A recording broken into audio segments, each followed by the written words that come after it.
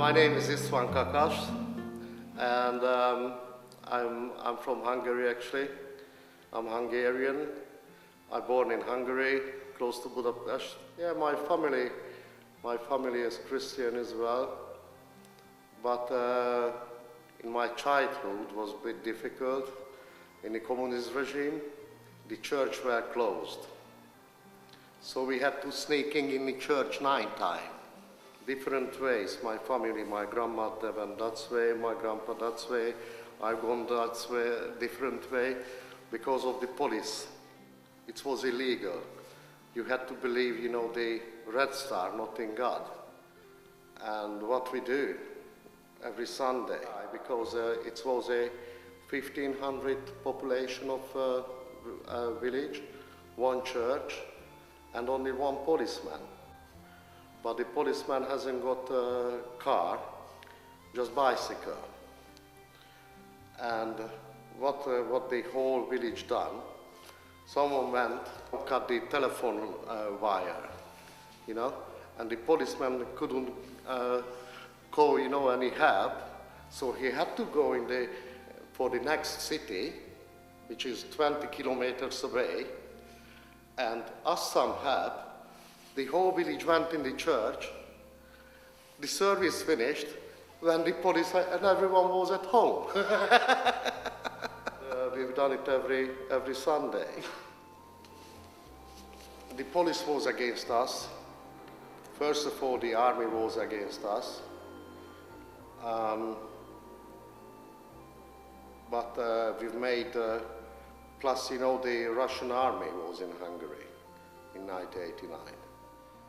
And we did build up a barricade, a huge barricade, at the bridge Erzsébet, called Erzsébet, Elizabeth Bridge actually, if I translate it. And one old guy was a 8-year-old guy beside of me, and I just heard a big bump, and his head gone, and blood everywhere. And we put loads of Molotov cocktails on the Russian tanks. And I met with the Prime Minister, the first Hungarian Prime Minister called József Antal. And I got the Medal of Honor from him. But he said, the government cannot look after me. He's invited me in his private room, and he said the government cannot give me 100% of protection because of the KGB looking for me. For example, what happened with my grandpa. I was 10 years old. 2 o'clock, night time, morning, 2 o'clock in the morning, knock on the door, took my grandpa. I never seen my grandpa again. And because he was against the regime, he was a gardener. So he said, if it's better if I'm leaving the country. So I went in 3 years in South America, Argentina, Paraguay, Brazil. Because, it's no passport, they didn't ask passport, so if something happens, I quickly can move on other countries. I came over, to learn, first of all, I'm chef actually, to Michelin stars food. I worked in Turkey with Simon Harston. I worked in the Gidley Park, Chuckford, with Michael Caine, the half-handed chef, to Michelin star experience. And afterwards, I started to build up myself. I was head chef in Exeter in the Black Horse Hill for 2 years, 28 months, yeah, I was over there. And afterwards I started to working like agency chef. And I worked with Gordon Ramsay, so a few good chefs I worked. My mom had a stroke in Hungary. I earned £30,000. And because I wasn't in Hungary, I went home, and I spent all of my money for my mom, to get a private care house, 24 hours private care house. And I came back in England, And I started build up myself again, and suddenly I just lost my job. And it was a living job and my accommodation. And I'm thinking about what can I do. So I went back in Exeter from Horseworthy. I slept on the street. I was homeless for 2 years. I felt really, really cold. And I was ill as well. And what can I do? I have to find out something, you know. I need some shelter.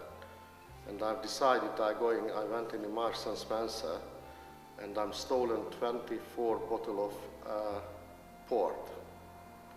And I gave the homeless people on the street, you know.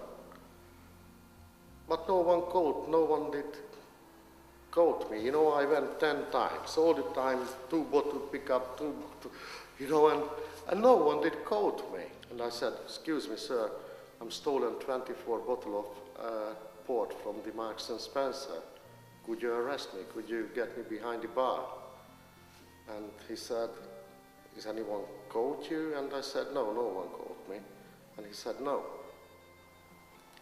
So I had to get back on the street. And I said, God, please, take my life or change my life. And what happened? That was a miracle, actually. Next day I met with my outreach worker, and he said, get him buff. I went in the big issue office and I started to selling the big issue. And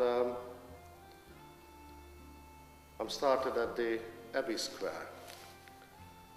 And I met with David North. I met with David North. And David took me first of all here in the church, in the Coomdown church. Trinity. Yeah, yeah.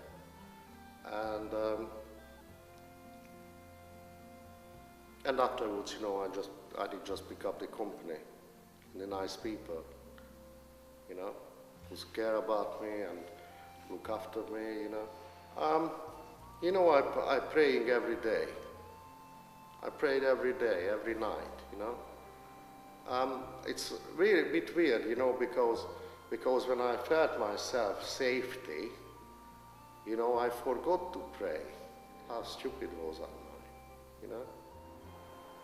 The God didn't ask me to get baptized, you know. I had a dream one day, and it's really, really, you see, it's really weird, you know, when I was here, you know, and I seen the guys baptized, you know, why does the God told me, you know, come on, let's get in the church.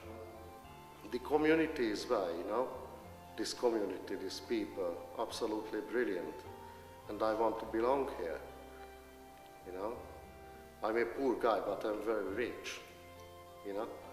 I'm a really rich man. Definitely need to follow Jesus. Don't forget Jesus, never. Because finally you've got the punishment. So I would say follow Jesus day by day. Don't forget. Yeah, day by day. I've got my old Hungarian Bible and my grandma's old singing book. So the baptism as me, it's following the God, following Jesus, and a new beginning. The water wash my sins. I want to start a new life.